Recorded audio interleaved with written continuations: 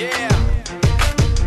For those of you that want to know what we're all about, it's like this, y'all. This is 10% luck, 20% skill, 15% concentrated power of will, 5% pleasure, 50% pain, and 100% reason to remember the name.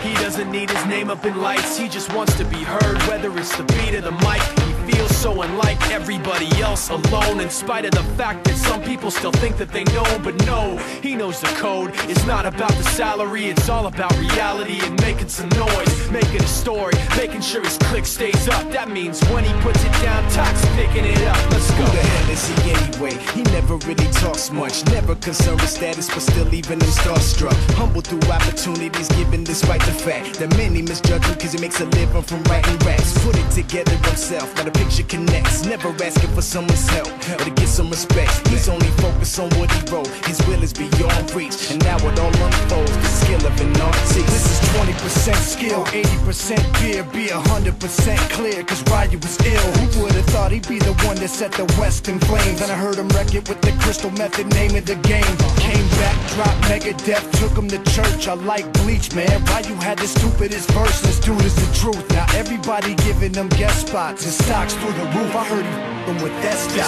This is 10% luck, 20% skill, 15% concentrated power of will, 5% pleasure, 50% pain, and 100% reason to remember the name. They call him Ryu, he's sick and he's spitting fire and Mike got him out the dryer, he's hot. Found him in Fort Minor with top, but a f***ing nihilist porcupine. He's the type women wanna be within rappers. Hope he gets 8 years in the making, patiently waiting to blow. Now the record with your notice taking over the globe. He's got a partner in crime, his is equally dope. You won't believe the kind of that comes out of this kid's throat.